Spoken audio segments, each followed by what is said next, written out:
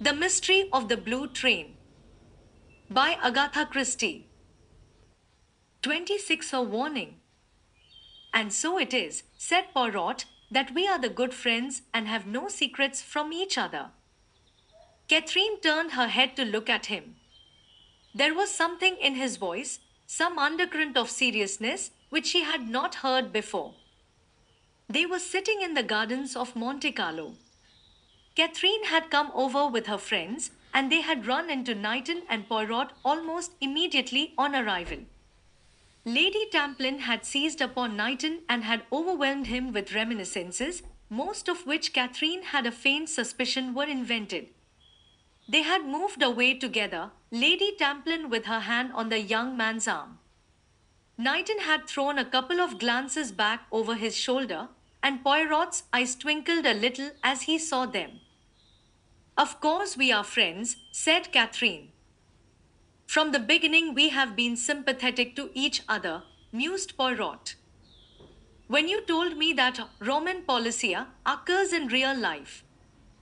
And I was right, was I not? He challenged her with an emphatic forefinger.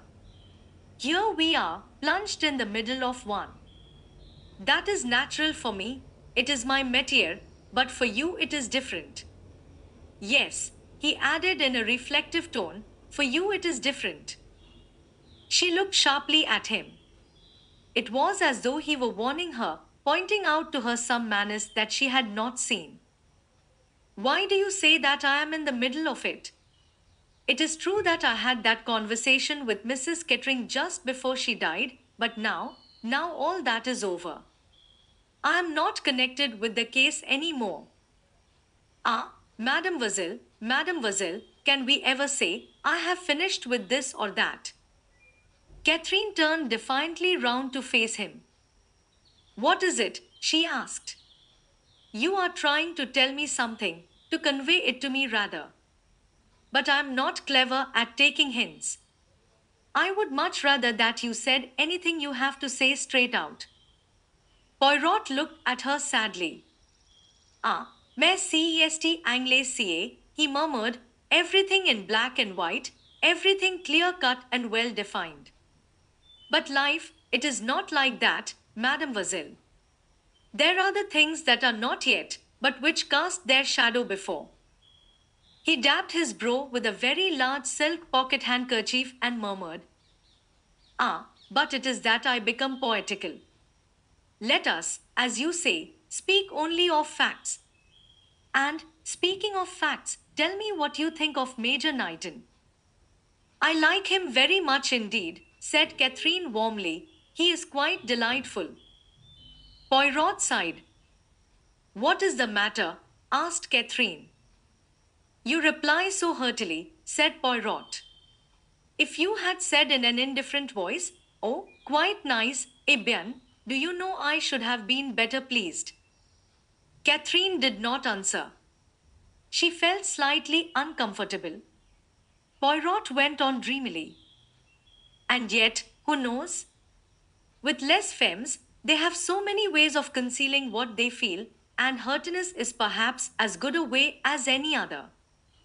He sighed. I don't see, began Catherine. He interrupted her. You do not see why I am being so impertinent, mademoiselle? I am an old man, and now and then, not very often, I come across someone whose welfare is dear to me. We are friends, mademoiselle. You have said so yourself. And it is just this, I should like to see you happy. Catherine stared very straight in front of her. She had a cretonne sunshade with her, and with its point she traced little designs in the gravel at her feet. I have asked you a question about Major Knighton, now I will ask you another. Do you like Mr. Darragh Kettering? I hardly know him, said Catherine. That is not an answer, that. I think it is. He looked at her, struck by something in her tone. Then he nodded his head gravely and slowly. Perhaps you are right, mademoiselle. See you, I who speak to you have seen much of the world, And I know that there are two things which are true. A good man may be ruined by his love for a bad woman, but the other way holds good also. A bad man may equally be ruined by his love for a good woman. Catherine looked up sharply. When you say ruined, I mean from his point of view. One must be wholehearted in crime as in everything else. You are trying to warn me, said Catherine in a low voice. Against whom? I cannot look into your heart, mademoiselle. I do not think you would let me if I could. I will just say this. There are men who have a strange fascination for women. The Comte de la Roche, said Catherine, with a smile. There are others, more dangerous than the Comte de la Roche. They have qualities that appeal, recklessness, daring, audacity. You are fascinated, mademoiselle, I see that, but I think that it is no more than that. I hope so. This man of whom I speak, the emotion he feels is genuine enough, but all the same. Yes. He got up and stood looking down at her. Then he spoke, in a low, distinct voice. You could, perhaps, love a thief, mademoiselle, but not a murderer. He wheeled sharply away on that and left her sitting there. He heard the little gasp she gave and paid no attention. He had said what he meant to say. He left her there to digest that last unmistakable phrase. Darroch Kettering, coming out of the casino into the sunshine, saw her sitting alone on the bench and joined her. I have been gambling, he said, with a light laugh, gambling unsuccessfully. I have lost everything, everything, that is, that I have with me. Catherine looked at him with a troubled face. She was aware at once of something new in his manner, some hidden excitement that betrayed itself in 100 different infinitesimal signs. I should think you were always a gambler. The spirit of gambling appeals to you. Every day and in every way a gambler? You are about right. Don't you find something stimulating in it? To risk all on one throw, there is nothing like it. Calm and stolid as she believed herself to be, Catherine felt a faint answering thrill. I want to talk to you, went on Darroch, and who knows when I may have another opportunity? There is an idea going about that I murdered my wife. No, please don't interrupt. It is absurd, of course. He paused for a minute or two, then went on, speaking more deliberately. In dealing with the police and local authorities here, I have had to pretend to, well, a certain decency. I prefer not to pretend with you. I meant to marry money. I was on the lookout for money when I first met Ruth Van Alden. She had the look of a slim Madonna about her, and I made all sorts of good resolutions and was bitterly disillusioned. My wife was in love with another man when she married me. She never cared for me in the least. Oh, I am not complaining. The thing was a perfectly respectable bargain. She wanted Lecanbury and I wanted money. The trouble arose simply through Ruth's American blood. Without caring a pin for me, she would have liked me to be continually dancing attendance. Time and again she as good as told me that she had bought me and that I belonged to her. The result was that I behaved abominably to her. My father-in-law will tell you that, and he is quite right. At the time of Ruth's death, I was faced with absolute disaster. He laughed suddenly. One is faced with absolute disaster when one is up against a man like Rufus Van Alden. And then? Asked Catherine in a low voice. And then? Darroch shrugged his shoulders. Ruth was murdered, very providentially. He laughed, and the sound of his laugh hurt Catherine. She winced. Yes, said Darroch, that wasn't in very good taste. But it is quite true. Now I am going to tell you something more. From the very first moment I saw you, I knew you were the only woman in the world for me. I was afraid of you. I thought you might bring me bad luck. Bad luck, said Catherine sharply. He stared at her. Why do you repeat it like that? What have you got in your mind? I was thinking of things that people have said to me. Durrock grinned suddenly. They will say a lot to you about me, my dear, and most of it will be true. Yes, and worse things too, things that I shall never tell you. I have been a gambler always, and I have taken some long odds. I shan't confess to you now or at any other time. The past is done with. There is one thing I do wish you to believe. I swear to you solemnly that I did not kill my wife. He said the words earnestly enough, yet there was somehow a theatrical touch about them. He met her troubled gaze and went on. I know. I lied the other day. It was my wife's compartment I went into. Ah, said Catherine. It's difficult to explain just why I went in, but I'll try. I did it on an impulse. You see, I was more or less spying on my wife. I kept out of sight on the train. Mirelle had told me that my wife was meeting the Comte de la Roche in Paris. Well, as far as I had seen, that was not so. I felt ashamed, and I thought suddenly that it would be a good thing to have it out with her once and for all, so I pushed open the door and went in. He paused. Yes, said Catherine gently. Ruth was lying on the bunk asleep. Her face was turned away from me. I could see only the back of her head. I could have waked her up, of course. But suddenly I felt a reaction. What, after all, was there to say that we hadn't both of us said 100 times before? She looked so peaceful lying there. I left the compartment as quietly as I could. Why lie about it to the police? Asked Catherine.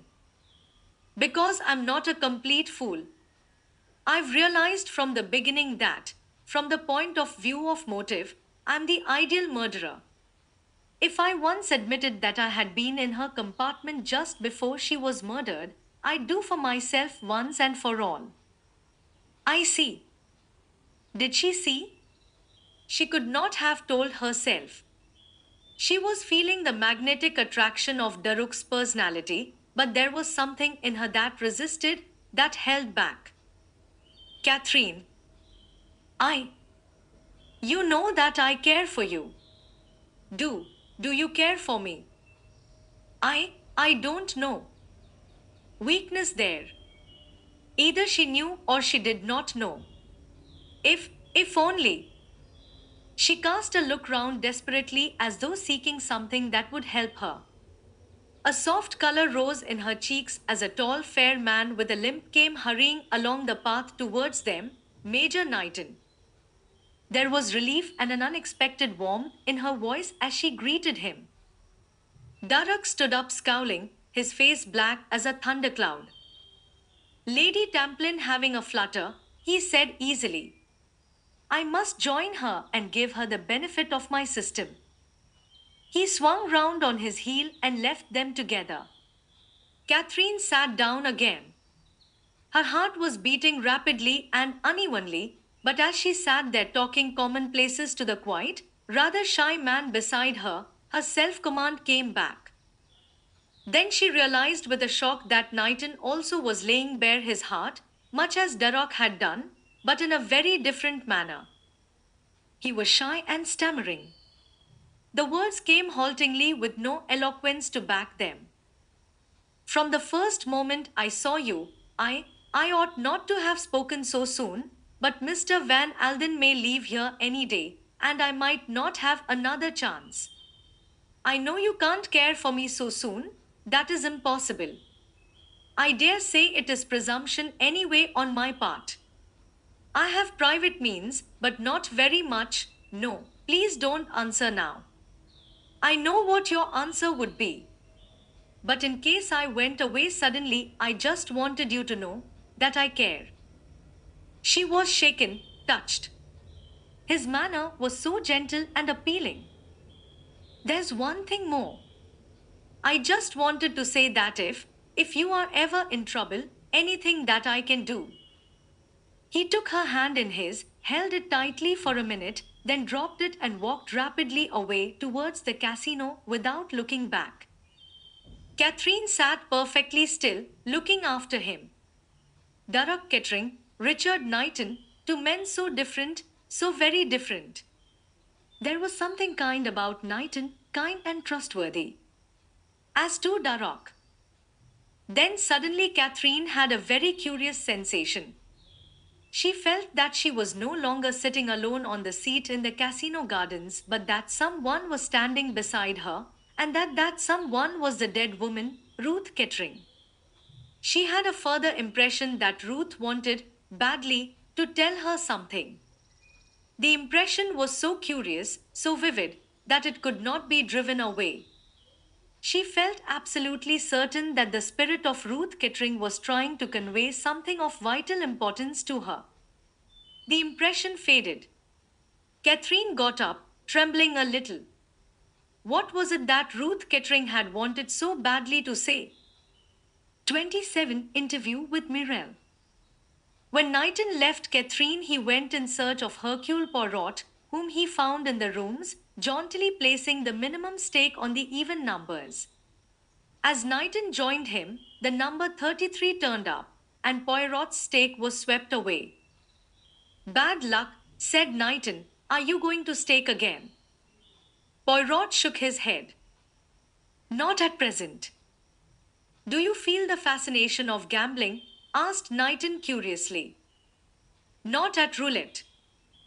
Knighton shot a swift glance at him. His own face became troubled. He spoke haltingly, with a touch of deference. I wonder, are you busy, M. Poirot? There is something I would like to ask you about. I am at your disposal. Shall we go outside? It is pleasant in the sunshine. They strolled out together, and Knighton drew a deep breath.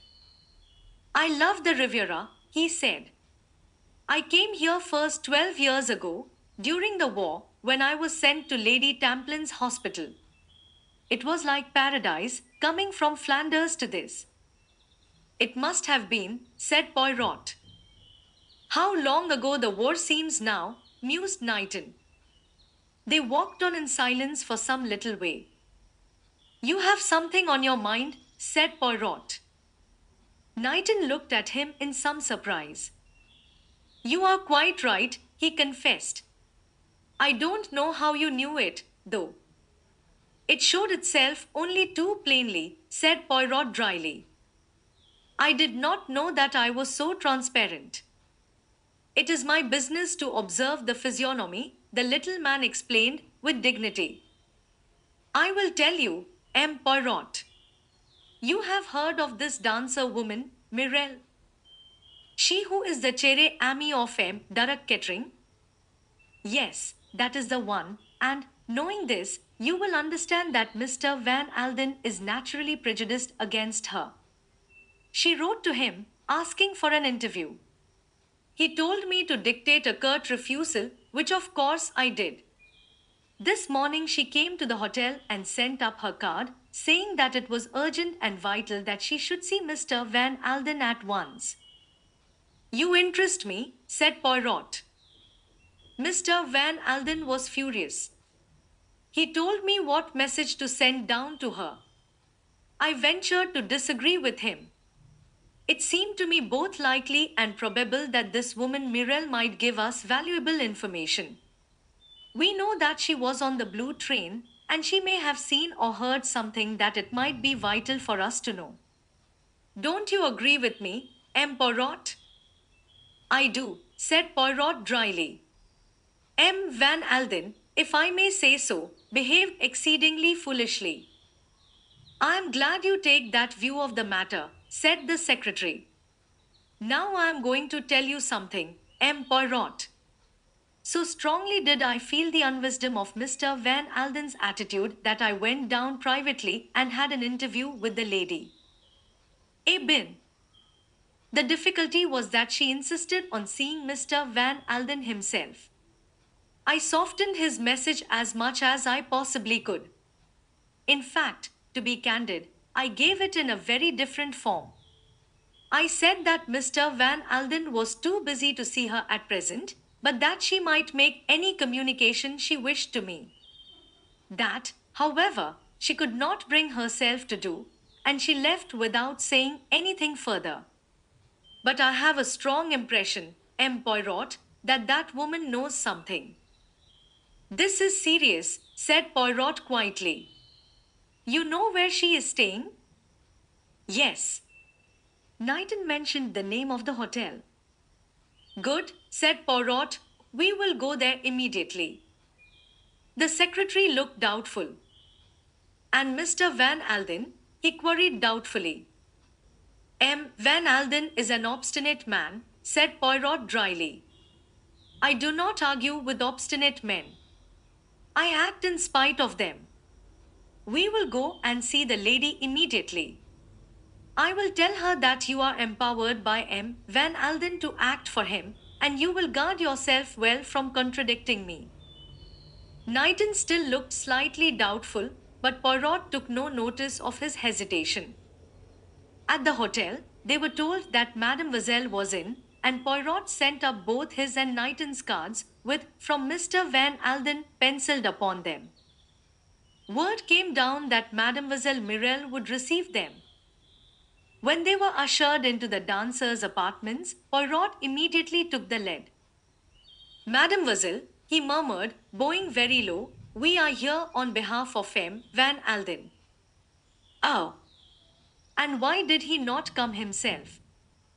He is indisposed, said Poirot mendaciously, at the Riviera throat. It has him in its grip, but me, I am empowered to act for him, as is Major Knighton, his secretary. Unless, of course, Mademoiselle would prefer to wait a fortnight or so. If there was one thing of which Poirot was tolerably certain, it was that to a temperament such as Mirelle's the mere word wait was anathema. Bien, I will speak, Messieurs, she cried. I have been patient. I have held my hand. And for what? That I should be insulted. Yes, insulted. Oh. Does he think to treat Mirelle like that? To throw her off like an old glove? I tell you, never has a man tired of me. Always it is I who tire of them. She paced up and down the room, her slender body trembling with rage.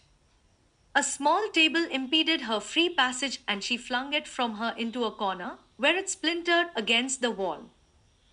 That is what I will do to him, she cried, and that.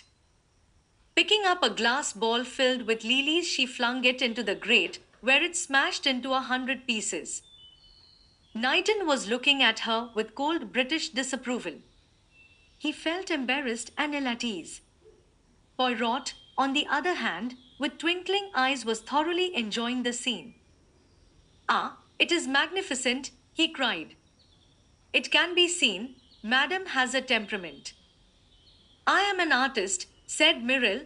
Every artist has a temperament. I told Derrick to beware, and he would not listen. She whirled round on Poirot suddenly.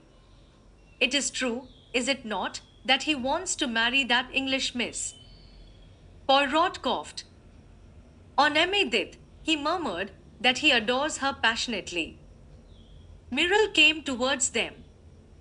He murdered his wife, she screamed. There, now you have it. He told me beforehand that he meant to do it. He had got to an impasse, zut. He took the easiest way out. You say that Kettering murdered his wife. Yes, yes, yes. Have I not told you so? The police, murmured Poirot, will need proof of that, statement. I tell you, I saw him come out of her compartment that night on the train. When? Asked Poirot sharply. just before the train reached Lyons. You will swear to that, mademoiselle? It was a different Poirot who spoke now, sharp and decisive. Yes. There was a moment's silence. Mirelle was panting, and her eyes, half defiant, half frightened, went from the face of one man to the other. This is a serious matter, mademoiselle, said the detective. You realize how serious? Certainly I do. That is well, said Poirot. Then you understand, mademoiselle, that no time must be lost.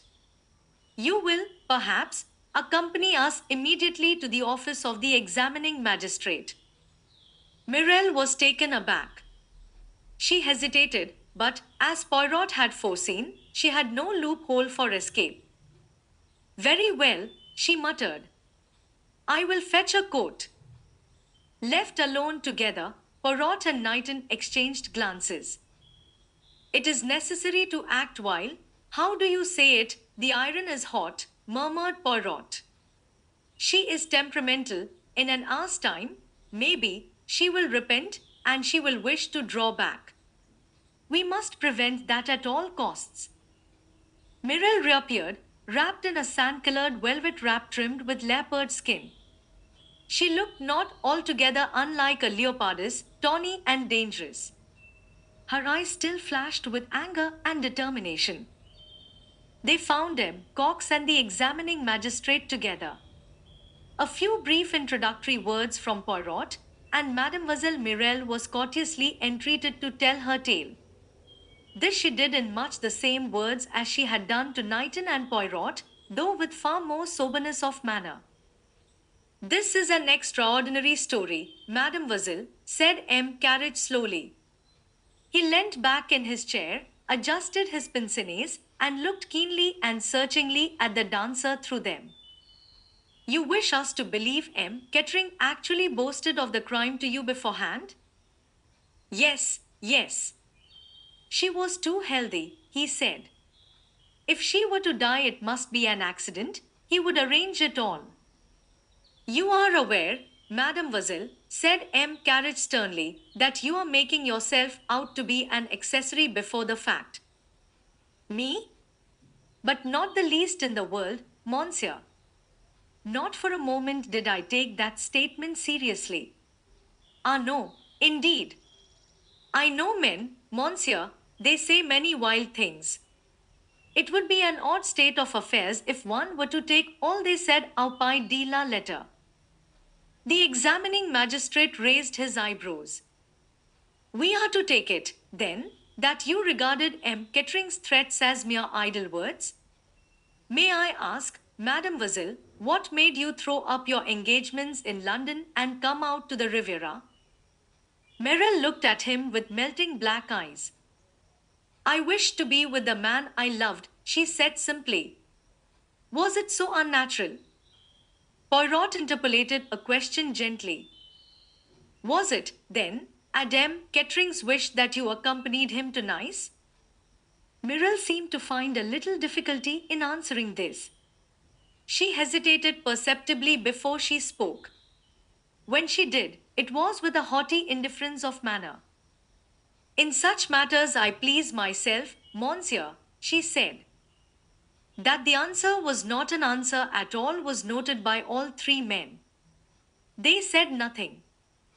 When were you first convinced that M. Kettering had murdered his wife? As I tell you, monsieur, I saw M. Kettering come out of his wife's compartment just before the train drew into Lyons. There was a look on his face, At the moment I could not understand it, a look haunted and terrible. I shall never forget it. Her voice rose shrilly, and she flung out her arms in an extravagant gesture. Quite so, said M. Carriage. Afterwards, when I found that Madame Kettering was dead when the train left Lyons, then I knew.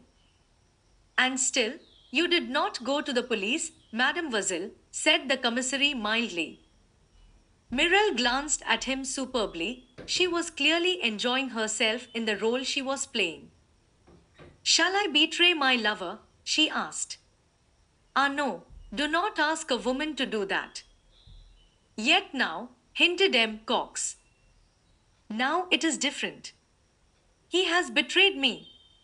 Shall I suffer that in silence? The examining magistrate checked her. Quite so, he murmured soothingly. And now, Mademoiselle, perhaps you will read over the statement of what you have told us, see that it is correct, and sign it. Mirelle wasted no time on the document. Yes, she said, it is correct. She rose to her feet. You require me no longer, Monsieur? At present, no, Mademoiselle. And Derek will be arrested. At once, Mademoiselle. Mirelle laughed cruelly and drew her fur draperies closer about her. He should have thought of this before he insulted me, she cried. There is one little matter, Poirot coughed apologetically, just a matter of detail. Yes. What makes you think Madame Kettering was dead when the train left Lyons? Mirelle stared.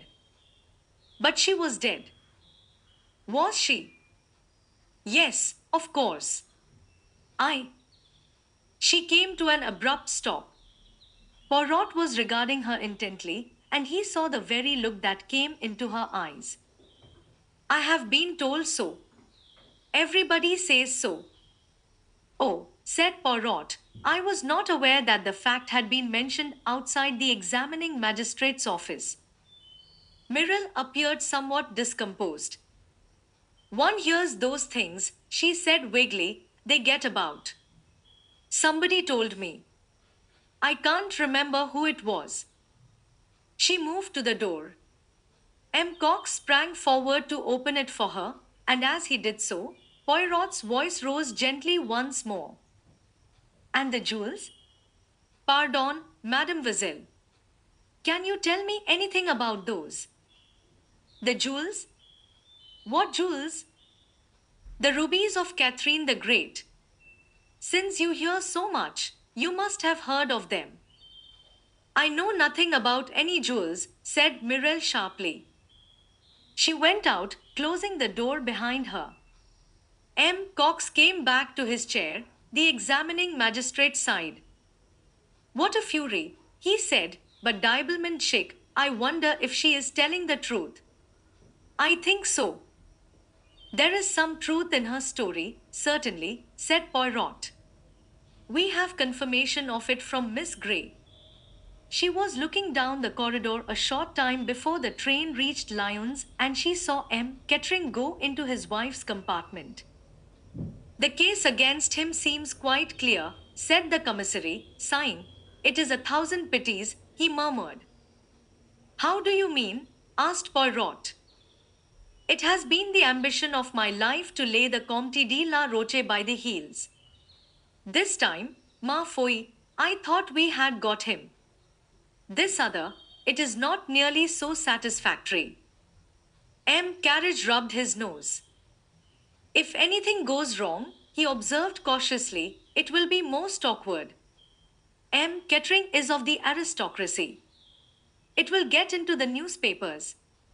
If we have made a mistake, he shrugged his shoulders forebodingly. The jewels now, said the commissary, what do you think he has done with them? He took them for a plant, of course, said M. Carriage, and they must have been a great inconvenience to him and very awkward to dispose of. Poirot smiled. I have an idea of my own about the jewels. Tell me, Messieurs, what do you know of a man called the Marquis? The commissary leant forward excitedly. The Marquis, he said, the Marquis? Do you think he is mixed up in this affair, M. Poirot? I ask you what you know of him. The commissary made an expressive grimace. Not as much as we should like to, he observed ruefully. He works behind the scenes, you understand. He has underlings who do his dirty work for him. But he is someone high up. That we are sure of. He does not come from the criminal classes. A Frenchman? Why, yes. At least we believe so. But we are not sure. He has worked in France, in England, in America. There was a series of robberies in Switzerland last autumn which were laid at his door. By all accounts, he is a grand seigneur, speaking French and English with equal perfection, and his origin is a mystery. Poirot nodded and rose to take his departure. Can you tell us nothing more, M. Poirot? Urged the commissary. At present, no, said Poirot, but I may have news awaiting me at my hotel. M. Carriage looked uncomfortable. If the Marquis is concerned in this, he began, and then stopped. It upsets our ideas, complained M. Cox. It does not upset mine, said Poirot. On the contrary, I think it agrees with them very well. Au revoir, messieurs. If news of any importance comes to me, I will communicate it to you immediately. He walked back to his hotel with a grave face. In his absence, a telegram had come to him. Taking a paper cutter from his pocket, he slit it open. It was a long telegram, and he read it over twice before slowly putting it in his pocket. Upstairs, George was awaiting his master. I am fatigued. George is much fatigued. Will you order for me a small pot of chocolate? The chocolate was duly ordered and brought, and George set it at the little table at his master's elbow. As he was preparing to retire, Poirot spoke. I believe, Georges, that you have a good knowledge of the English aristocracy, murmured Poirot. George smiled apologetically. I think that I might say that I have, sir, he replied. I suppose that it is your opinion, Georges, that criminals are invariably drawn from the lower orders. Not always, sir. There was great trouble with one of the Duke of Devon's younger sons. He left Eton under a cloud, and after that he caused great anxiety on several occasions. The police would not accept the view that it was kleptomania. A very clever young gentleman, sir, but vicious through and through, if you take my meaning. His Grace shipped him to Australia, and I hear he was convicted out there under another name. Very odd, sir, but there it is. The young gentleman, I need hardly say, was not in want financially. Poirot nodded his head slowly. Love of excitement, he murmured, and a little kink in the brain somewhere. I wonder now. He drew out the telegram from his pocket and read it again. Then there was Lady Mary Fox's daughter, continued the valet in a mood of reminiscence. Swindled tradespeople something shocking, she did. Very worrying to the best families, if I may say so, and there are many other queer cases I could mention. You have a wide experience, Georges, murmured Poirot. I often wonder, having lived so exclusively with titled families, that you demean yourself by coming as a valet to me. I put it down to love of excitement on your part. Not exactly, sir, said George. I happened to see in society snippets that you had been received at Buckingham Palace. That was just when I was looking for a new situation. His Majesty, so it said, had been most gracious and friendly and thought very highly of your abilities. Ah, said Poirot, one always likes to know the reason for things. He remained in thought for a few moments and then said, You rang up Mademoiselle Papopoulos. Yes, sir, she and her father will be pleased to dine with you tonight. Ah, said Poirot thoughtfully. He drank off his chocolate, set the cup and saucer neatly in the middle of the tray, and spoke gently, more to himself than to the valet. The squirrel, my good Georges, collects nuts. He stores them up in the autumn so that they may be of advantage to him later. To make a success of humanity, Georges, we must profit by the lessons of those below us in the animal kingdom. I have always done so. I have been the cat, watching at the mouse hole. I have been the good dog following up the scent and not taking my nose from the trail. And also, my good Georges, I have been the squirrel. I have stored away the little fact here, the little fact there. I go now to my store and I take out one particular nut, a nut that I stored away, let me see, 17 years ago. You follow me, Georges? I should hardly have thought, sir, said George, that nuts would have kept so long as that, though I know one can do wonders with preserving bottles. Poirot looked at him and smiled. 28. Poirot plays the squirrel. Poirot started to keep his dinner appointment with a margin of 3/4 of an hour to spare. He had an object in this. The car took him, not straight to Monte Carlo, but to Lady Tamplin's house at Cap Martin, where he asked for Miss Grey. The ladies were dressing and Poirot was shown into a small salon to wait, and here, after a lapse of 3 or 4 minutes, Lennox Tamplin came to him. Catherine is not quite ready yet, she said. Can I give her a message, or would you rather wait until she comes down? Poirot looked at her thoughtfully. He was a minute or two in replying, as though something of great weight hung upon his decision. Apparently, the answer to such a simple question mattered. No, he said at last, no, I do not think it is necessary that I should wait to see Mademoiselle Catherine. I think, perhaps, that it is better that I should not. These things are sometimes difficult. Lennox waited politely, her eyebrows slightly raised. I have a piece of news, continued Poirot. You will, perhaps, tell your friend. M. Kettering was arrested tonight for the murder of his wife. You want me to tell Catherine that? Asked Lennox. She breathed rather hard, as though she had been running. Her face, Poirot thought, looked white and strained, rather noticeably so. If you please, mademoiselle. Why, said Lennox. Do you think Catherine will be upset? Do you think she cares? I don't know, mademoiselle, said Poirot. See, I admit it frankly.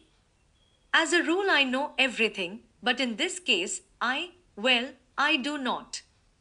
You, perhaps, know better than I do.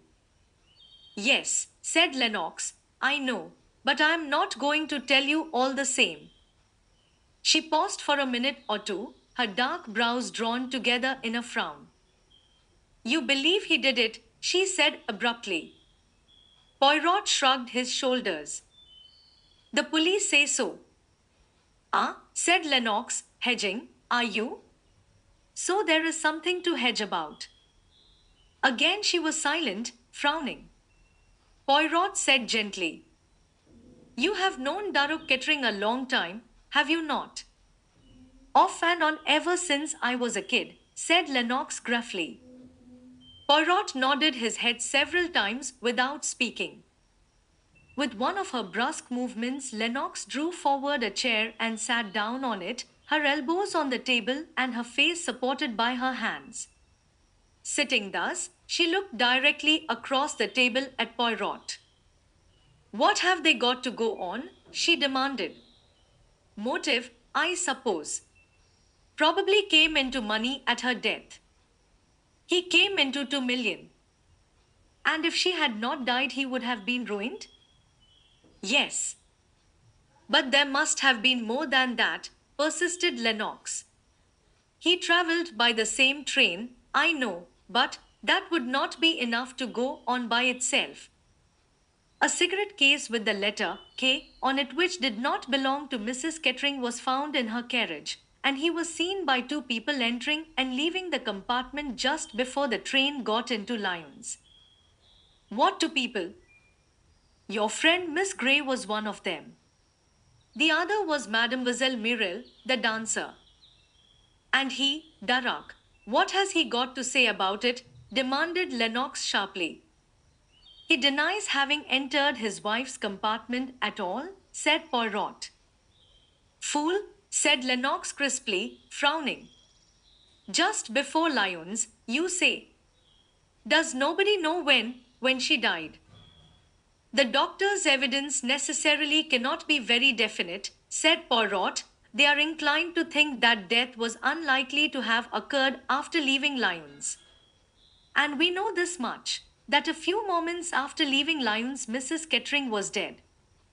How do you know that? Poirot was smiling rather oddly to himself. Someone else went into her compartment and found her dead. And they did not rouse the train. No. Why was that? Doubtless they had their reasons.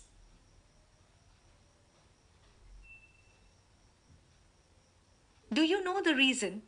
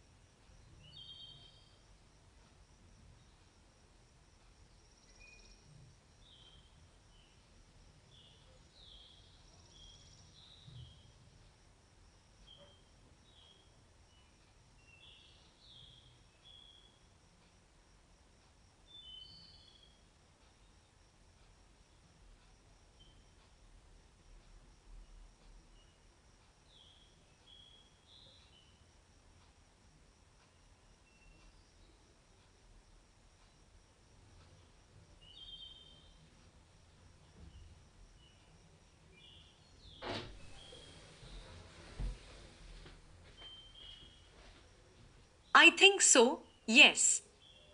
Lennox sat still turning things over in her mind. Poirot watched her in silence. At last she looked up. A soft color had come into her cheeks and her eyes were shining.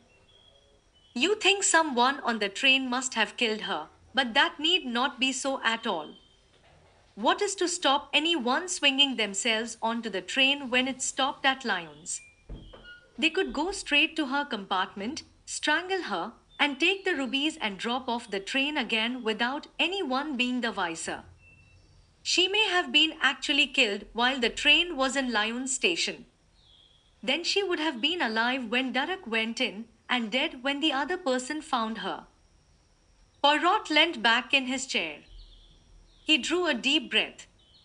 He looked across at the girl and nodded his head 3 times, then he heaved a sigh. Mademoiselle, he said, what you have said there is very just, very true. I was struggling in darkness, and you have shown me a light. There was a point that puzzled me, and you have made it plain. He got up. And Durrock, said Lennox. Who knows, said Poirot, with a shrug of his shoulders. But I will tell you this, mademoiselle. I am not satisfied, no, I, Hercule Poirot, am not yet satisfied. It may be that this very night I shall learn something more. At least, I go to try. You are meeting someone? Yes. Someone who knows something. Someone who might know something. In these matters one must leave no stone unturned. Au revoir, mademoiselle. Lennox accompanied him to the door. Have I helped? She asked. Poirot's face softened as he looked up at her standing on the doorstep above him. Yes, mademoiselle, you have helped. If things are very dark, always remember that. When the car had driven off, he relapsed into a frowning absorption, but in his eyes was that faint green light which was always the precursor of the triumph to be. He was a few minutes late at the rendezvous and found that M. Papopoulos and his daughter had arrived before him. His apologies were abject, and he outdid himself in politeness and small attentions. The Greek was looking particularly benign and noble this evening, a sorrowful patriarch of blameless life. Zia was looking handsome and good-humored. The dinner was a pleasant one. Poirot was his best and most sparkling self. He told anecdotes, he made jokes, he paid graceful compliments to Zia Papopoulos, and he told many interesting incidents of his career. The menu was a carefully selected one, and the wine was excellent. At the close of dinner, M. Papopoulos inquired politely, And the tip I gave you? You have had your little flutter on the horse. I am in communication with my bookmaker, replied Poirot. The eyes of the two men met. A well-known horse, eh? No, said Poirot. It is what our friends, the English, call a dark horse. Ah, said M. Papopoulos thoughtfully. Now we must step across to the casino and have a little flutter at the roulette table, cried Poirot gaily. At the casino the party separated, Poirot devoting himself solely to Zia, whilst Papopoulos himself drifted away. Poirot was not fortunate, but Zia had a run of good luck, and had soon won a few thousand francs. It would be as well, she observed dryly to Poirot, if I stop now. Poirot's eyes twinkled. Superb, he exclaimed. You are the daughter of your father, Mademoiselle Zia. To know when to stop. Oh, that is the art. He looked round the rooms. I cannot see your father anywhere about, he remarked carelessly. I will fetch your cloak for you, mademoiselle, and we will go out in the gardens. He did not, however, go straight to the cloakroom. His sharp eyes had seen but a little while before the departure of M. Papopoulos. He was anxious to know what had become of the wily Greek. He ran him to earth unexpectedly in the big entrance hall. He was standing by one of the pillars, talking to a lady who had just arrived. The lady was Mirelle. Poirot sidled unostentatiously round the room. He arrived at the other side of the pillar, and unnoticed by the two who were talking together in an animated fashion, or rather, that is to say, the dancer was talking, Pepopoulos contributing an occasional monosyllable and a good many expressive gestures. I tell you, I must have time, the dancer was saying. If you give me time, I will get the money. To wait, the Greek shrugged his shoulders. It is awkward. Only a very little while, pleaded the other. Oh, but you must. A week, 10 days, that is all I ask. You can be sure of your affair. The money will be forthcoming. Papopoulos shifted a little and looked round him uneasily to find Poirot almost at his elbow with a beaming innocent face. Oh, vous voilà, M. Papopoulos. I have been looking for you. It is permitted that I take Mademoiselle Zia for a little turn in the gardens? Good evening, Mademoiselle. He bowed very low to Mirelle. 8,000 pardons that I did not see you immediately. The dancer accepted his greetings rather impatiently. She was clearly annoyed at the interruption of her tete-a-tete. Poirot was quick to take the hint. Papopoulos had already murmured, certainly, but certainly, and Poirot withdrew forthwith. He fetched Zia's cloak, and together they strolled out into the gardens. This is where the suicides take place, said Zia. Poirot shrugged his shoulders. So it is said. Men are foolish, are they not, mademoiselle? To eat, to drink, to breathe the good air, it is a very pleasant thing, mademoiselle. One is foolish to leave all that simply because one has no money, or because the heart aches. L'amour, it causes many fatalities, does it not? Zia laughed. You should not laugh at love, mademoiselle, said Poirot, shaking an energetic forefinger at her. You who are young and beautiful. Hardly that, said Zia. You forget that I am 33, M. Poirot. I am frank with you, because it is no good being otherwise. As you told my father, it is exactly 17 years since you aided us in Paris that time.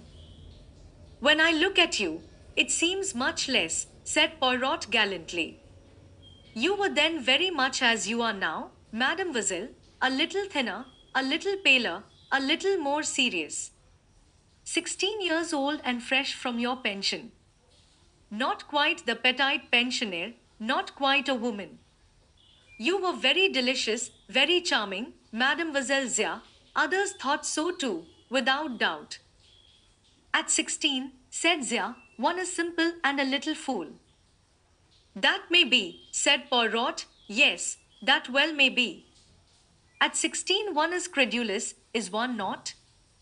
One believes what one is told. If he saw the quick sideways glance that the girl shot at him, he pretended not to have done so. He continued dreamily, it was a curious affair that, altogether. Your father, mademoiselle, has never understood the true inwardness of it. No. When he asked me for details, for explanations, I said to him thus, without scandal, I have got back for you that which was lost. You must ask no questions. Do you know, mademoiselle, why I said these things? I have no idea, said the girl coldly. It was because I had a soft spot in my heart for a little pensioner, so pale, so thin, so serious. I don't understand what you are talking about, cried Zia angrily. Do you not, mademoiselle? Have you forgotten Antonio Pirazio? He heard the quick intake of her breath, almost a gasp. He came to work as an assistant in the shop, but not thus could he have got hold of what he wanted. An assistant can lift his eyes to his master's daughter, can he not? If he is young and handsome with a glib tongue. And since they cannot make love all the time, they must occasionally talk of things that interest them both, such as that very interesting thing which was temporarily in M. Papopoulos' possession. And since, as you say, mademoiselle, the young are foolish and credulous, it was easy to believe him and to give him a sight of that particular thing, to show him where it was kept. And afterwards, when it is gone, when the unbelievable catastrophe has happened. Alas, the poor little pensioner. What a terrible position she is in. She is frightened, the poor little one. To speak or not to speak. And then there comes along that excellent fellow, Hercule Poirot. Almost a miracle it must have been, the way things arranged themselves. The priceless heirlooms are restored, and there are no awkward questions. Zia turned on him fiercely. You have known all the time? Who told you? Was it Antonio? Poirot shook his head. No one told me, he said quietly. I guessed. It was a good guess, was it not, mademoiselle? You see, unless you are good at guessing, it is not much use being a detective. The girl walked along beside him for some minutes in silence. Then she said in a hard voice, well, what are you going to do about it? Are you going to tell my father? No, said Poirot sharply. Certainly not. She looked at him curiously. You want something from me? I want your help, mademoiselle. What makes you think that I can help you? I do not think so. I only hope so.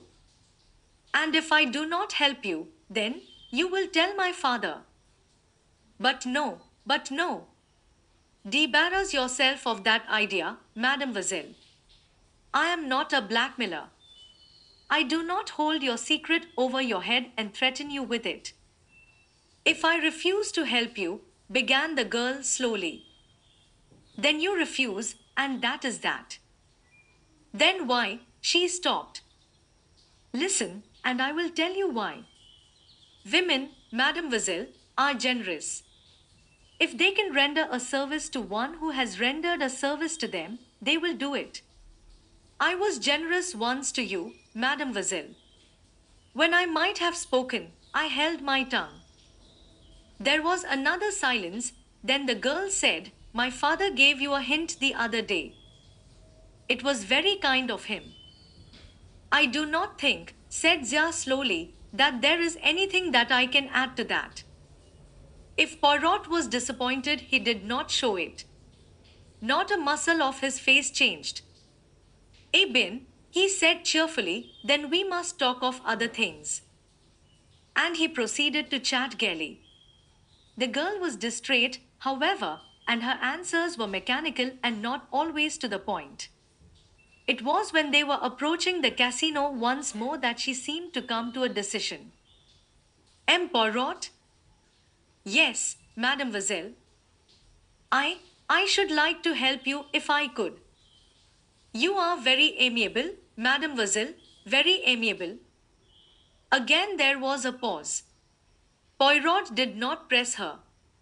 He was quite content to wait and let her take her own time.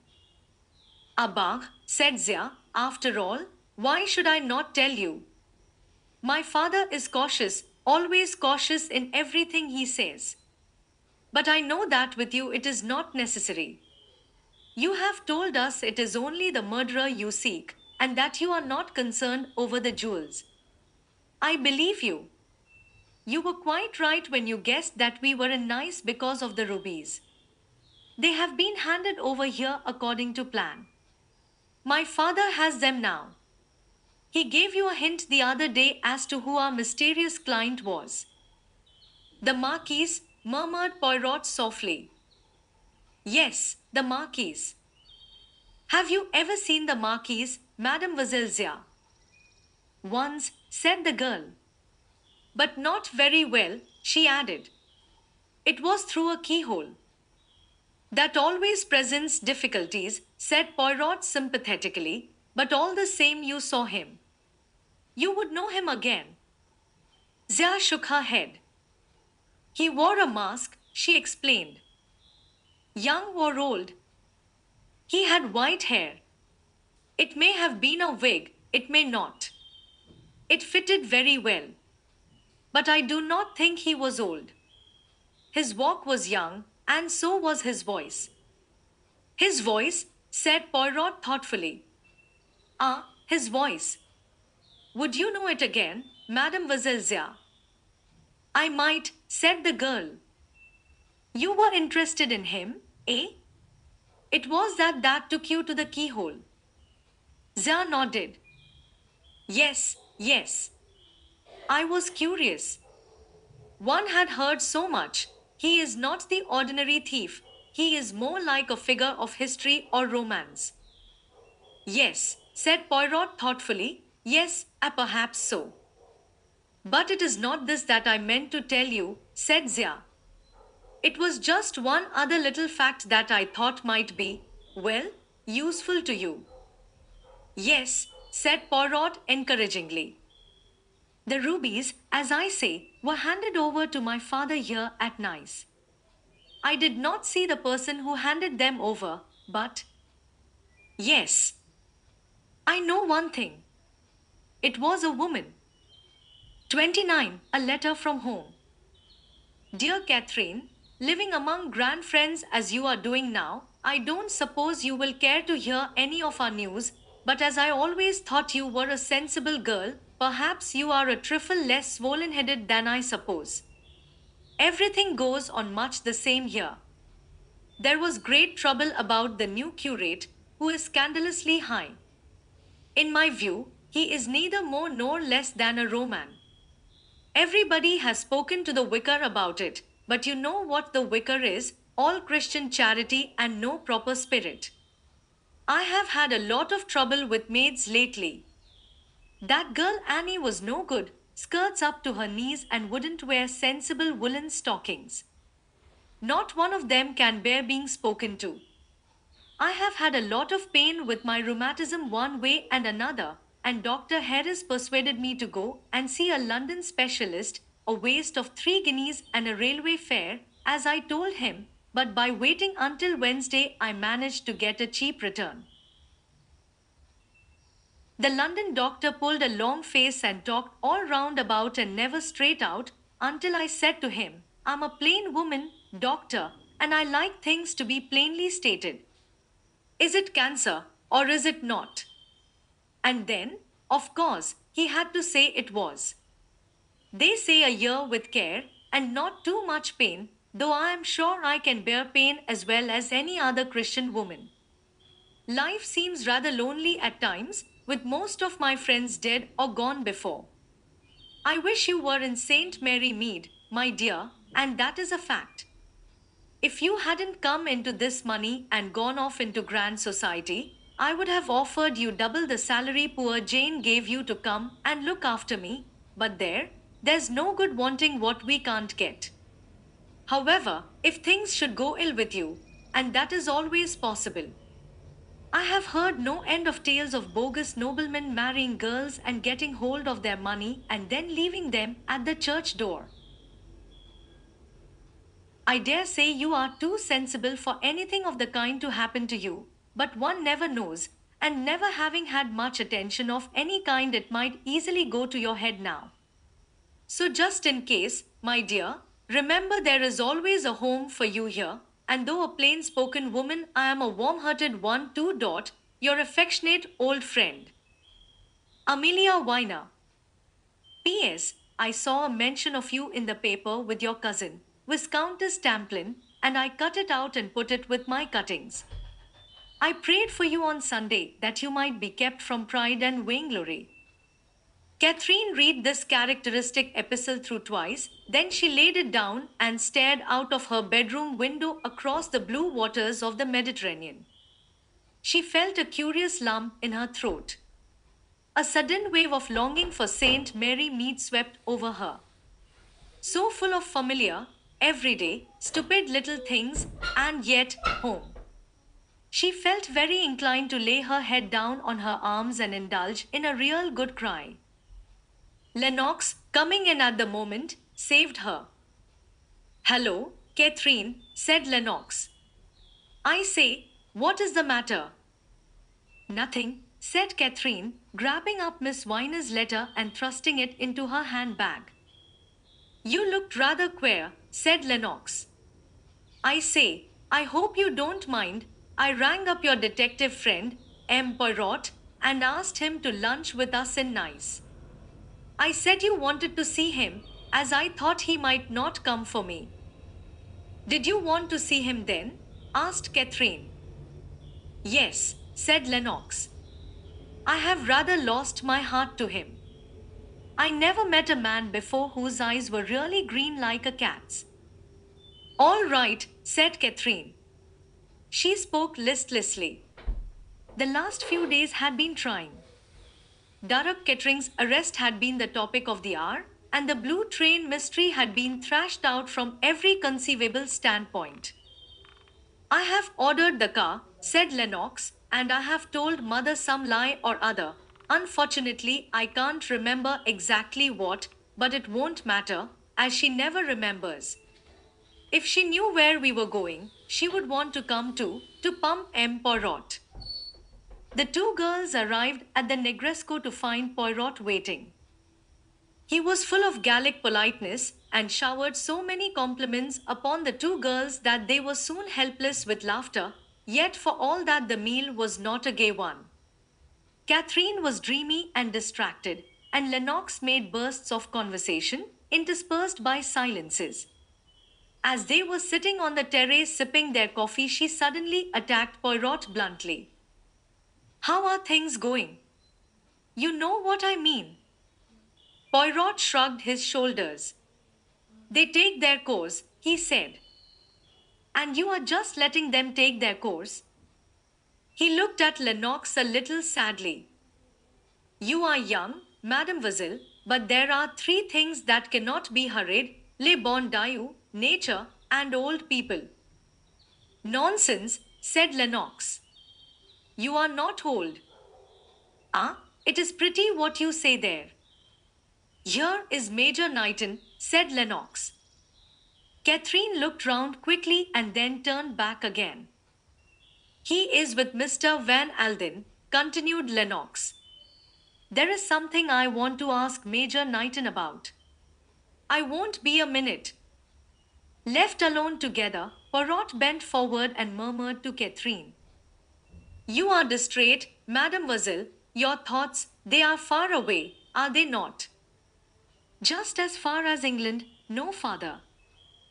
Guided by a sudden impulse, she took the letter she had received that morning and handed it across to him to read. That is the first word that has come to me from my old life, somehow or other. It hurts. He read it through and then handed it back to her. So you are going back to St. Mary Mead, he said slowly. No, I am not, said Catherine. Why should I? Ah, said Poirot, it is my mistake. You will excuse me one little minute.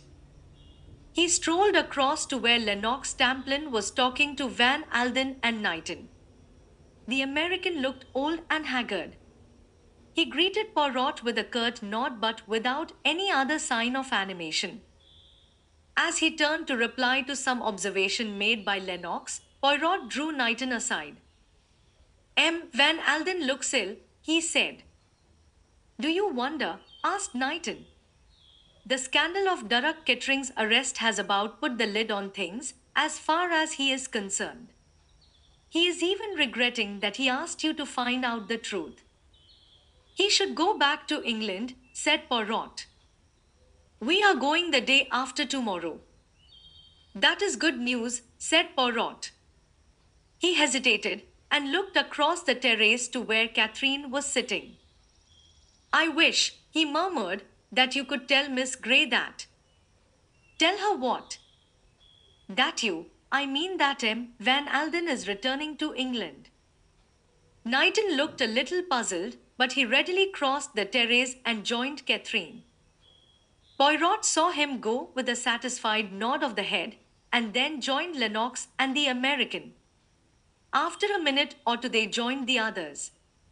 Conversation was general for a few minutes, then the millionaire and his secretary departed. Poirot also prepared to take his departure. 8,000 thanks for your hospitality, mesdemoiselles, he cried. It has been a most charming luncheon. Ma foi, I needed it. He swelled out his chest and thumped it. I am now a lion, a giant.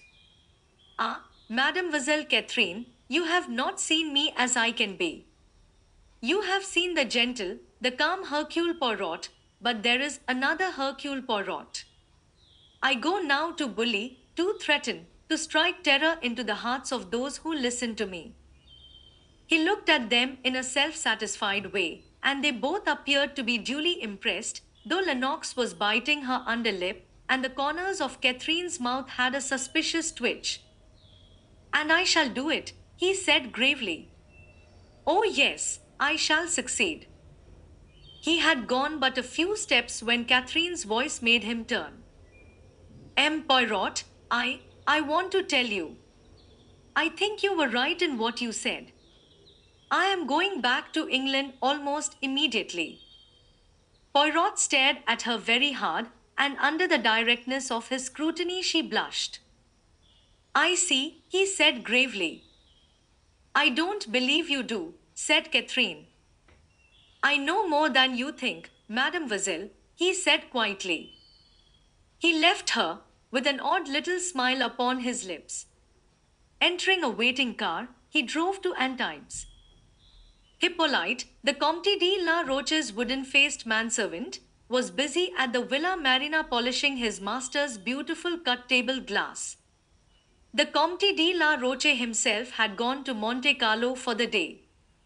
Chancing to look out of the window, Hippolyte espied a visitor walking briskly up to the hall door, a visitor of so uncommon a type that Hippolyte, experienced as he was, had some difficulty in placing him. Calling to his wife, Marie, who was busy in the kitchen, he drew her attention to what he called CE type la. It is not the police again, said Marie anxiously. Look for yourself, said Hippolyte. Marie looked. Certainly not the police, she declared. I am glad. They have not really worried us much, said Hippolyte. In fact, but for Monsieur le Comte's warning, I should never have guessed that stranger at the wine shop to be what he was. The hall bell pealed and Hippolyte, in a grave and decorous manner, went to open the door. Le Comte, I regret to say, is not at home. The little man with the large moustaches beamed placidly. I know that, he replied. You are Hippolyte Flaville, are you not? Yes, monsieur, that is my name. And you have a wife, Marie Flaville? Yes, monsieur, but... I desire to see you both, said the stranger, and he stepped nimbly past Hippolyte into the hall. Your wife is doubtless in the kitchen, he said. I will go there. Before Hippolyte could recover his breath, the other had selected the right door at the back of the hall and passed along the passage and into the kitchen, where Marie paused open-mouthed to stare at him. Voila, said the stranger, and sunk into a wooden armchair, I am Hercule Poirot. Yes, monsieur. You do not know the name. I have never heard it, said Hippolyte. Permit me to say that you have been badly educated. It is the name of one of the great ones of this world. He sighed and folded his hands across his chest. Hippolyte and Marie were staring at him uneasily. They were at a loss what to make of this unexpected and extremely strange visitor. Monsieur desires, murmured Hippolyte mechanically. I desire to know why you have lied to the police. Monsieur, cried Hippolyte, I lied to the police? Never have I done such a thing. Poirot shook his head. You are wrong, he said. You have done it on several occasions. Let me see. He took a small notebook from his pocket and consulted it. Yes, on 7 occasions at least. I will recite them to you. In a gentle, unemotional voice, he proceeded to outline the 7 occasions. Hippolyte was taken aback. But it is not of these past lapses that I wish to speak, continued Poirot, only, my dear friend, Do not get into the habit of thinking yourself too clever. I come now to the particular lie in which I am concerned. Your statement that the Comte de la Roche arrived at this villa on the morning of 14th January. But that was no lie, Monsieur, that was the truth. Monsieur le Comte arrived here on the morning of Tuesday, the 14th. That is so, Marie, is it not? Mary assented eagerly. Ah, yes, that is quite right. I remember it perfectly. Ah, said Poirot, and what did you give your good master for dejeuner that day? Mary paused, trying to collect herself. Odd, said Poirot, how one remembers some things and forgets others. He leant forward and struck the table a blow with his fist. His eyes flashed with anger. Yes, yes, it is as I say. You tell your lies and you think nobody knows. But there are two people who know. Yes, two people. One is Le Bon Dieu. He raised a hand to heaven, and then settling himself back in his chair and shutting his eyelids, he murmured comfortably. And the other is Hercule Poirot. I assure you, Monsieur, you are completely mistaken. Monsieur le Comte left Paris on Monday night. True, said Poirot, by the rapide. I do not know where he broke his journey. Perhaps you do not know that. What I do know is that he arrived here on Wednesday morning and not on Tuesday morning. Monsieur is mistaken, said Marie stolidly. Poirot rose to his feet. Then the law must take its course, he murmured. A pity. What do you mean, Monsieur? Asked Marie, with a shade of uneasiness. You will be arrested and held as accomplices concerned in the murder of Mrs. Kettering, the English lady who was killed. Murder. The man's face had gone chalk white, his knees knocked together. Marie dropped the rolling pin and began to weep. But it is impossible, impossible. I thought. Since you stick to your story, there is nothing to be said. I think you are both foolish. He was turning towards the door when an agitated voice arrested him. Monsieur, Monsieur, just a little moment. I had no idea that it was anything of this kind. I thought it was just a matter concerning a lady. There have been little awkwardnesses with the police over ladies before. But murder, that is very different. I have no patience with you, cried Poirot. He turned round on them and angrily shook his fist in Hippolyte's face. Am I to stop here all day, arguing with a couple of imbeciles thus? It is the truth I want. If you will not give it to me, that is your lookout. For the last time, when did Monsieur le Comte arrive at the Villa Marina, Tuesday morning or Wednesday morning? Wednesday, gasped the man, and behind him Murray nodded confirmation. Poirot regarded them for a minute or two, then inclined his head gravely. You are wise, my children, he said quietly. Very nearly you were in serious trouble. He left the Villa Marina, smiling to himself. One guess, confirmed, he murmured to himself. Shall I take a chance on the other? It was 6 o'clock when the card of Monsieur Hercule Poirot was brought up to Mirelle. She stared at it for a moment or two, and then nodded. When Poirot entered, he found her walking up and down the room feverishly. She turned on him furiously. Well, she cried. Well? What is it now? Have you not tortured me enough, all of you? Have you not made me betray my poor Derrick? What more do you want? Just one little question, Mademoiselle. After the train left Lyons, when you entered Mrs. Kettering's compartment. What is that? Poirot looked at her with an air of mild reproach and began again. I say when you entered Mrs. Kettering's compartment. I never did. And found her. I never did. Ah, Saker. He turned on her in a rage and shouted at her, so that she cowered back before him. Will you lie to me? I tell you I know what happened as well as though I had been there. You went into her compartment and you found her dead. I tell you I know it. To lie to me is dangerous.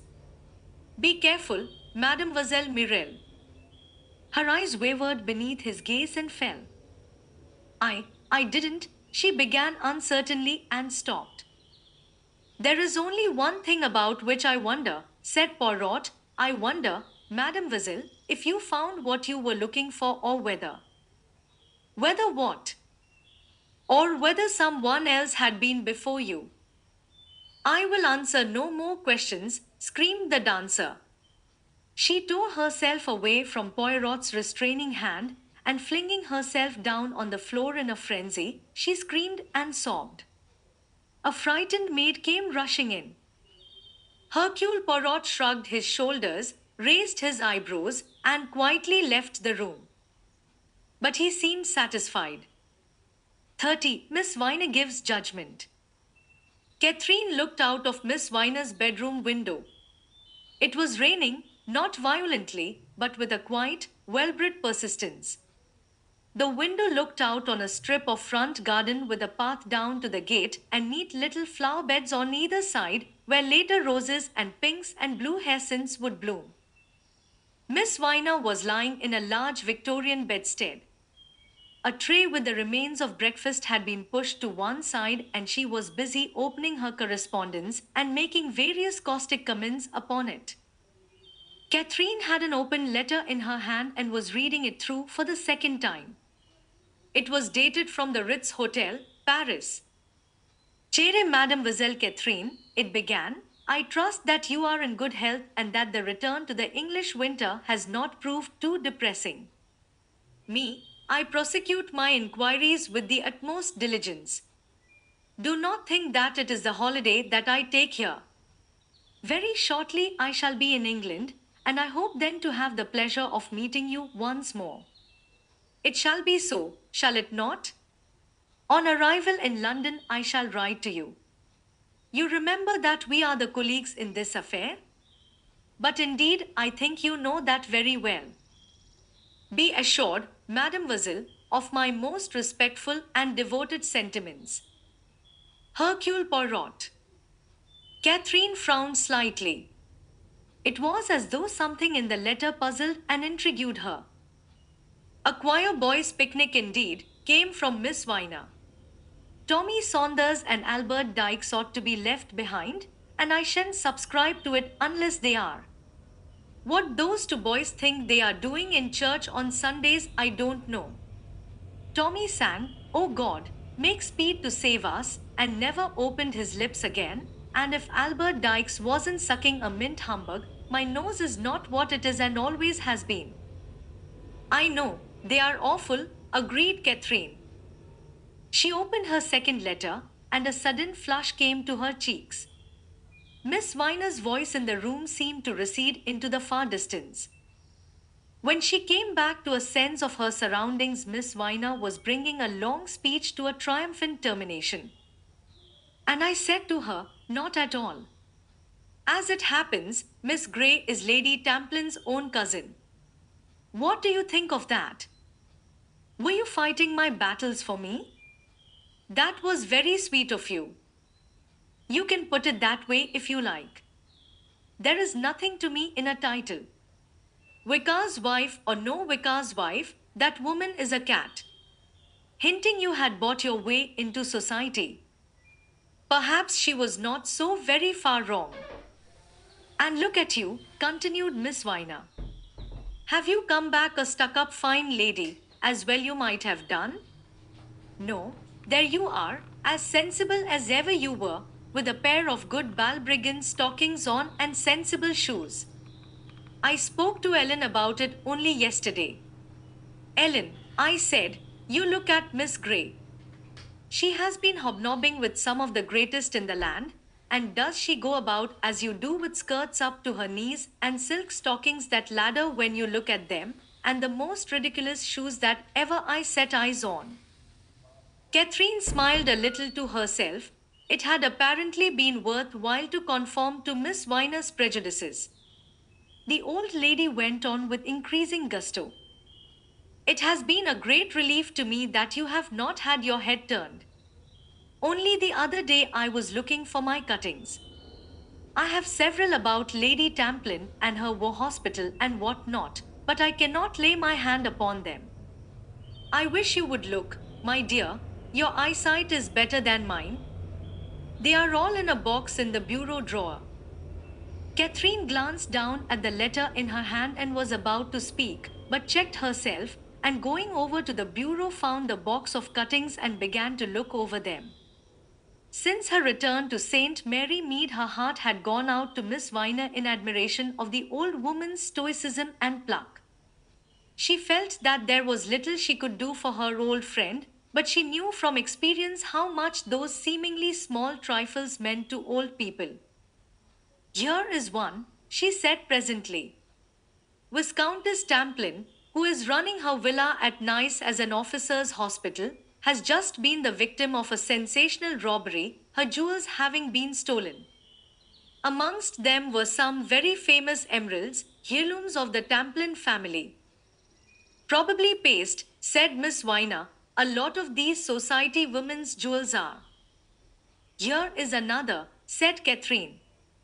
A picture of her, a charming camera study of Viscountess Tamplin with her little daughter Lennox. Let me look, said Miss Viner. You can't see much of the child's face, can you? But I dare say that is just as well. Things go by contraries in this world, and beautiful mothers have hideous children. I dare say the photographer realized that to take the back of the child's head was the best thing he could do for her. Catherine laughed.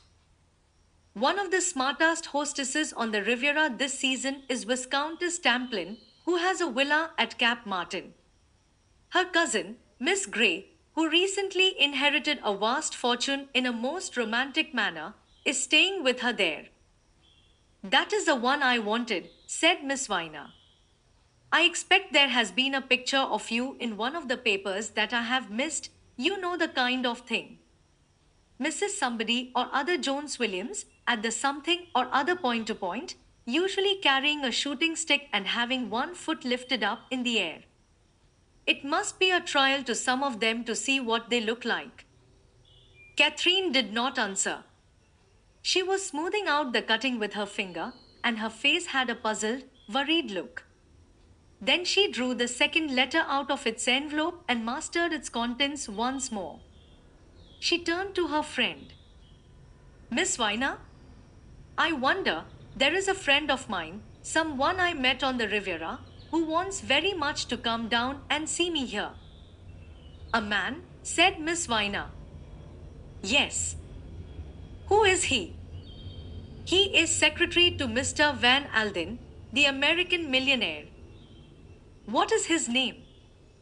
Knighton. Major Knighton. HM, secretary to a millionaire, and wants to come down here. Now, Catherine, I am going to say something to you for your own good. You are a nice girl and a sensible girl, and though you have your head screwed on the right way about most things, every woman makes a fool of herself once in her life. 10 to 1 what this man is after is your money. With a gesture she arrested Catherine's reply. I have been waiting for something of this kind. What is a secretary to a millionaire? 9 times out of 10 it is a young man who likes living soft. A young man with nice manners and a taste for luxury and no brains and no enterprise, and if there is anything that is a softer job than being a secretary to a millionaire, it is marrying a rich woman for her money. I am not saying that you might not be some man's fancy. But you are not young, and though you have a very good complexion, you are not a beauty, and what I say to you is, don't make a fool of yourself, but if you are determined to do so, do see that your money is properly tied up on yourself. There, Now I have finished. What have you got to say? Nothing, said Catherine, but would you mind if he did come to see me? I wash my hands of it, said Miss Viner. I have done my duty, and whatever happens now is on your own head. Would you like him to lunch or to dinner? I dare say Ellen could manage dinner, that is, if she didn't lose her head. Lunch would be very nice, said Catherine. It is awfully kind of you, Miss Viner. He asked me to ring him up, so I will do so and say that we shall be pleased if he will lunch with us. He will motor down from town. Ellen does a steak with grilled tomatoes pretty fairly, said Miss Viner.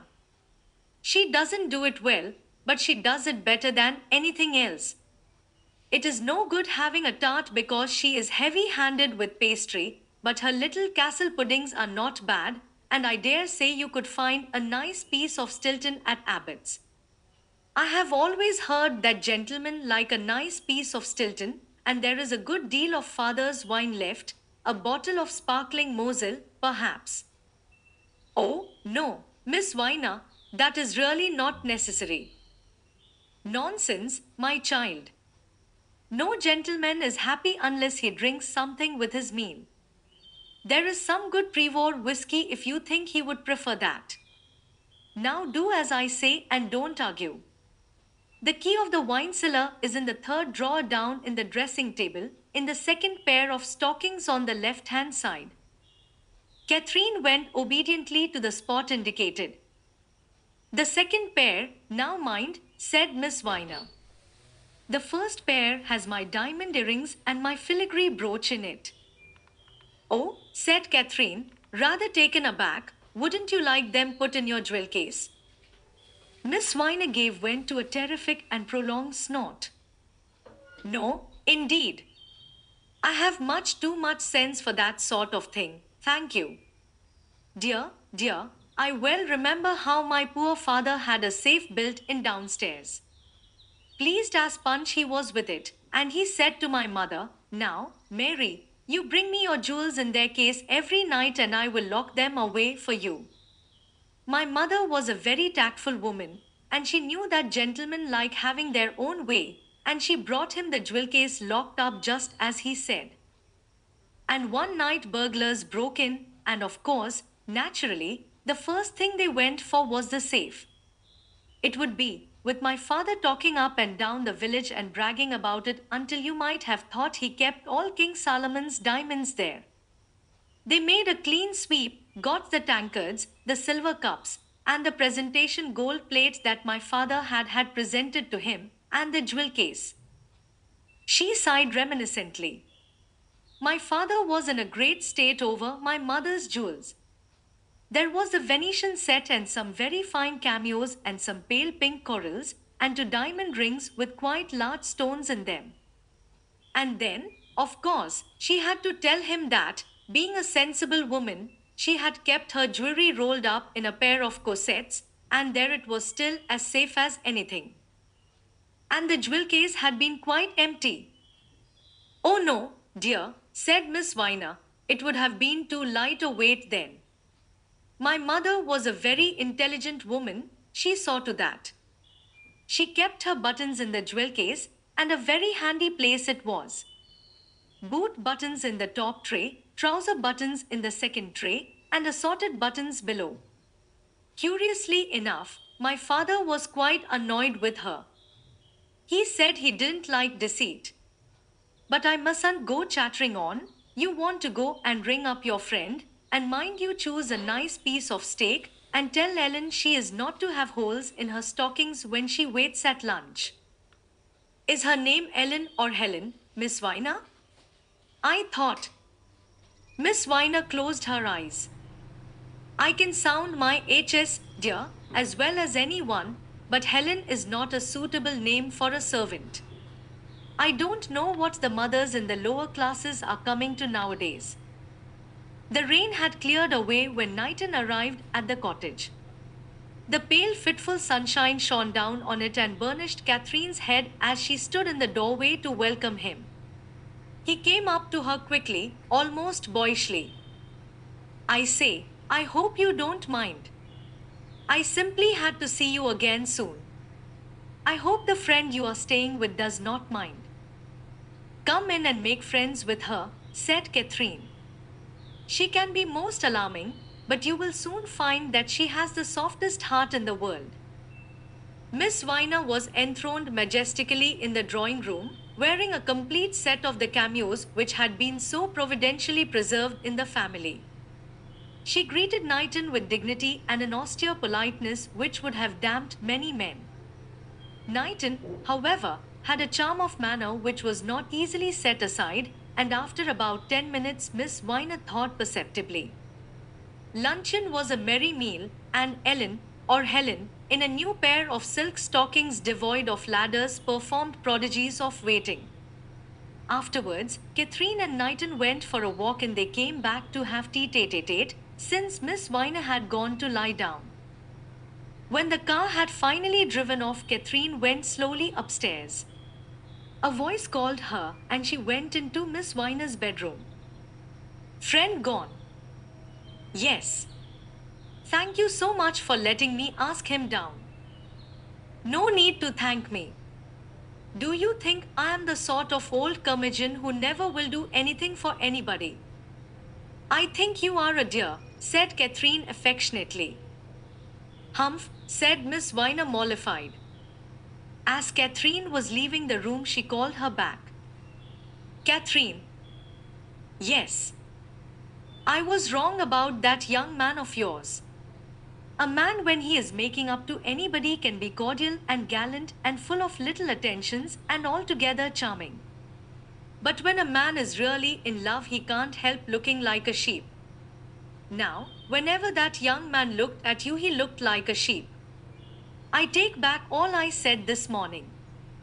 It is genuine,